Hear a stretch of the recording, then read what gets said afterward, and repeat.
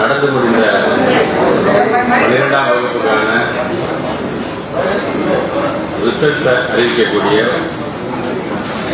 ஒரு நாளாக இந்த நாளை நான் பார்க்கிறேன்.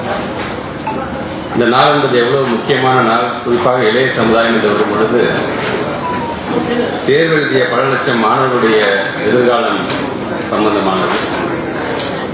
அதேபோன்று தமிழ்நாட்டு முதலமைச்சர் இன்றைக்கு தன்னுடைய வாழ்த்து செய்திகளை சொல்லும் பொழுது காலம் கூட நீங்கள் சமூக வலைதளத்தில் பார்த்துருக்கலாம். பிள்ளைகளை பொறுத்த வரைக்கும் ஒவ்வொரு பிள்ளைகளுக்கும் ஒரு வாழ்காலம் சம்பந்தமானது.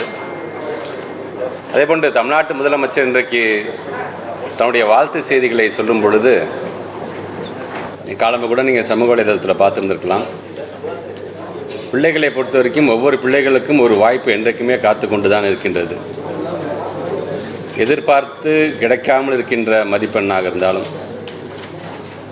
அல்லது தேர்ச்சி பெற முடியாத நிலையில் இருக்கின்றவர்களாக இருந்தாலும் நீங்கள் என்றைக்குமே நீங்கள் தன்னம்பிக்கையோடு இருக்க வேண்டும். உங்களுக்கான வாய்ப்பை இந்த அரசாங்கம் வழங்கும் பொழுதை நீங்கள் முழுமையாக பயன்படுத்தி கொள்ளுங்கள். குறிப்பாக தமிழ்நாட்டு முதலமைச்சர் சொல்வது இந்த மதிப்பெண்கள் என்பது தேர்வுக்கான மதிப்பெண் தானே தவிர ஒரு மாணவனுக்கோ ஒரு மாணவியை மதிப்பீடு செய்வதற்கான மதிப்பெண்ணாக நீங்கள் பார்க்கக்கூடாது. ஒவ்வொரு மாணவ செல்வங்களுக்கும் அனைத்து நிலையிலும் இருக்கின்ற மாணவ செல்வங்களுக்கும் அவர்களுக்கான நாற்காலி காத்து கொண்டு தான் இருக்கிறது என்கின்ற அந்த நம்பிக்கையை நீங்கள் மனதில் வைத்துக்கொள்ள வேண்டும். பெற்றவங்களுக்கு நாங்கள் வைக்கிற ஒரு வேண்டுகோள் என்பது நம்ம பிள்ளைங்க எப்படிப்பட்ட மார்க் எடுத்தாலும் சரி அதை அரவணைக்க வேண்டியது, அதற்கு ஆதரவு தர வேண்டிய முதல் மனிதர்கள் யார் என்று சொன்னால் பெற்றவங்க அது நீங்களாகத்தான் இருக்க வேண்டும்.